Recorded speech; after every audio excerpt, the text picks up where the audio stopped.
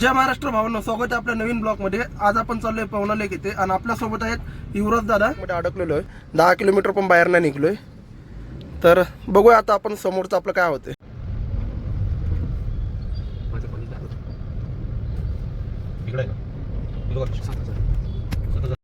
तर भावांनो, 1 तासाच्या मेहनतीनंतर आपण निघलोय ट्रॅफिकच्या बाहेर आणि आता आलोय आपण चांगल्या रोडवरती। आणि आता राहुल लावतोय आपलं एक गाणं, हिरवा निसर्ग। शब्दाचे बोल आहेत आपल्या युवराज दादाचे, जे त्याला आठवले। बघू आता।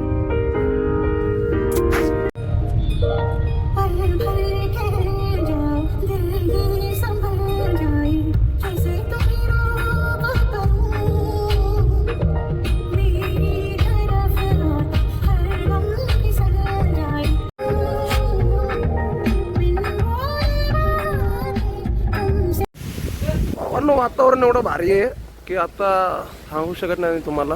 आनंद घेण्यासाठी यावं लागते पुण्यातच, कारण की पुण्यात हे डोंगर हे ते एक नंबर। आता आम्ही थांबलो होतो इथे बाजूला। तर आता आम्ही थांबलो होतो थोडं फ्रेश व्हायला। आता फ्रेश होऊन झालंय, युवराज दादा आता चहा घेतोय आणि आपण जाऊया आपल्या। फायनल करून टाकू। थोडं फिरवलं करुणगर फिरतो मला सगळं। पाच लेन फिरलो होतो पायी मी सगळ्या, माहिती का, 1.5 घंटा। आणि मग मला याचा फोन आला, मी तर ऍडजस्ट झालो। तर माझं तिथं चालू होतं ना, मी म्हणलं यार बघू। 1 BHK असल्यामुळे ते लोक पोरं लगेच फोन लावतात 1 BHK 1 BHK म्हणून लवकर फोन लावला। मला 1 BHK मला फक्त जवळ चांगलं पाहिजे होतं। मी पण त्याला तेच म्हणलो, चांगलं पाहिजे म्हणलं। तामिनी घाटामधून मग लोणावळ्यामध्ये जातो ना, फरक काय आहे जरा? रस्ता फुटतो काय तो? आपल्या 3 किलोमीटर पासून कोलवाल राईटला जायचं आपल्याला। तामिनी घाट सरळ जातो। अशा बाहेर निघायचे, आता काढायचे होते। आणि एक जण आला होता दादा निखिल म्हणून। तर निखिलने काय केलं आमच्या, माहिती का, छत्री घेऊन आलाय, फिरायला आलोय आणि छत्री घेऊन आलाय। मग तुम्ही मला भिजायचं नाही, आम्ही एवढं भिजलोय त्याने पाणी पण अंगावरती पडू दिलं नव्हतं त्याच्या। मग नंतर पोरं बोलले तू येऊच नको म्हणतो मला। अरे मग तुम्ही चिवत्या होते।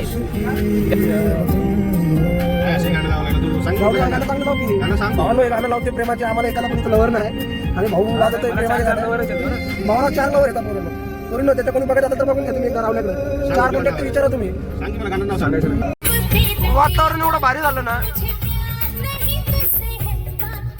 वातावरण लय भारी झालं।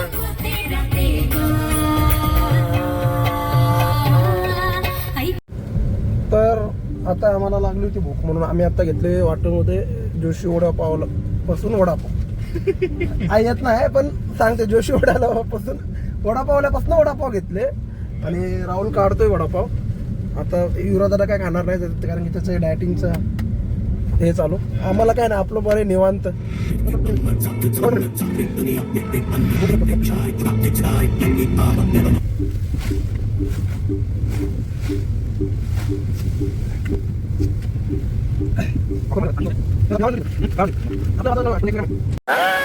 कसं वाटलं युवराज दादा? भारी ना? तर आता आम्ही पोहोचलोय पवना लेक येथे आणि युवराज दादा करतोय फोटोशूट। आणि बघा कसं आहे, छम्मक छल्लो आपली। मग आता आम्ही केलं आता फोटोशूट आणि आता निघालोय पुढच्या याच्यासाठी। बघूया आता पुढं काय काय भेटते आपल्याला, कारण की आता फोटोशूट करून झालंय आपलं। युवराज दादानी काढले बरेचसे फोटो, रावल्याने तर काय नाही रावल्या। तर हे लोक माझी मजा घेतात, मला बाहेर उभं केलं आणि गाडी समोर पळतात माझ्यापासून।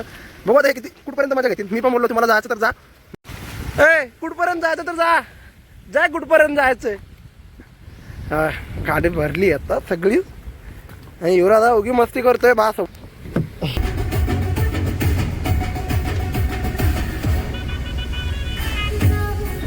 बंजर काय फिरलो सांग बरं? काय फिरलं तू सांग पहिले तुझं संपून सांग सगळं। जालना सिटी मध्ये काय स्टीलचं कंपनी आहे झालं। कोणत्या लेणीला गेला तू सांग बरं? कोणत्या लेणीला गेलास? जमीन बंजर आहे जालन्यामध्ये। मग जमीन तर कोण म्हणलं तुला जमीन बंजर आहे? तर आता इथे आपल्या प्लॅन मध्ये झालाय थोडासा चेंज। आपण जाणार होतो आधी पवना लेक येते, पण तिथून म्हटलं आता तिकडे नको, आपण तिथून एक बायपासने कुठं लोणावळ्याला चाललो टायगर पॉईंटकडे. तर आता पवना लेक कॅन्सल आणि लोणावळा गाठोय आपण थेट, कारण की आपल्या गाडीतले पेट्रोल आहे. आपल्यासोबत शेट लोक बसलेले आहेत, युवराज दादा. गाडी असं चालवते ना भाऊ डेंजर, की कचाकच ब्रेक लागते इथं. पडल रे बाबा मी.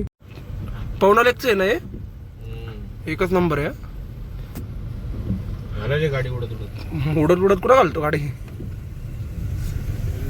अनो पुण्यात आलं फिरायची मजा भाई पावसाळ्यात अशी फक्त. 4 महिने पुण्यात अशी आईश करायची बम. आता आमचे पेपर पण आहेत, बघू आता निघतात का नाही. ऑल क्लिअर तर हो या वर्षी. भावांनो आता आम्ही आलोय घाटामध्ये, आणि आता आमची अशी म्हणजे आता एवढं परेशानी झाली आहे, कारण की समोरचं काही दिसत नाही. सगळीकडे ते धुकं आलेलं आहे, म्हणजे गाडीमधून समोरचा व्यक्ती पण दिसत नाही. जे काय खेळ चालू आहे ते इंडिकेटरवरती आणि याच्यावरती चालू आहे, म्हणजे समोरचा कोणता व्यक्ती दिसत नाही, कोणता कुत्रा दिसत नाही, काय नाही. आणि युवराज दादा अशी गाडी चालवतोय की मला तर वाटतं आता घरी ना डायरेक्ट वर जातं का काय माहिती. तुम्हाला आता दाखवते बघा तुम्ही ते धुकं. जरा हळू घे, जाईल वर.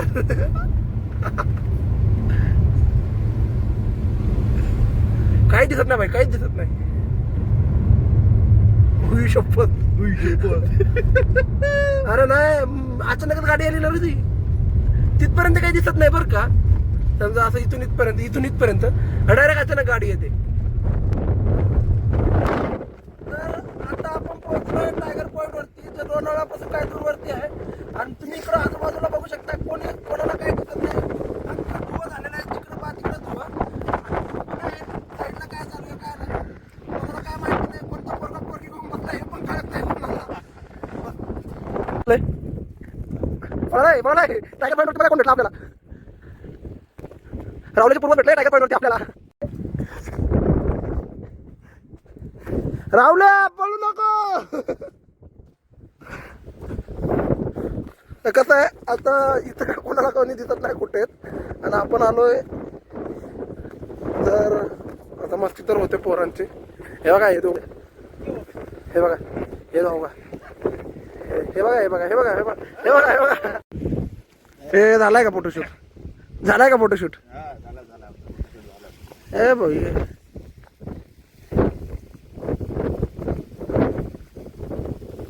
हे सगळं खाली नाही, जे तुम्हाला व्हाईट दिसते का, हे सगळं जे तुम्हाला सगळं व्हाईट दिसते का, हे याच्यापासून खाली सगळी दरी आहे. खालचं काय कोण काय दिसत नाही. तुम्ही बघा इथं एवढं डेंजर धोका झालंय. तर आता आलो आपण हॉटेलमध्ये, आणि आपल्या हात वगैरे घेतोय शगोरी करून. राहुल बघा कसला चिकना पडलाय ना आज. आणि इथं ऑर्डर केली आहे मॅगी आणि कांदा भाजी, ते खाऊन आता आपण जाऊ आपल्या घराकडे. तर आता आपण निघलोय आपल्या पुण्याला. आता बघितलाय टायगर पॉईंट वगैरे. राहुल पण खुश झालाय, त्याला कधी बघितला नव्हता. माझे पण जास्त वेळ ना, दुसरी तिसरी वेळ इथे यायचे. आणि भजी पण खाऊन झाली. राहुल भजी कशी होती, भजी कशी होती. भजी तेलकट होते, पण किती भजीचं बिल किती झालं. 300 रुपये भजीचं बिल, आणि मक्काचं किती 50 रुपये. 350 रुपये भजीचं झाले, 2 प्लेट भजीचे. याला आम्ही म्हटलं इथे येऊन धंदा करावा आता, काय इंजिनिअरिंग सोडून काय माहिती. बघू विचार करू आता. राहुल म्हणतो त्याच्या वडिलांना विचारतो, पप्पा लोणावळ्याला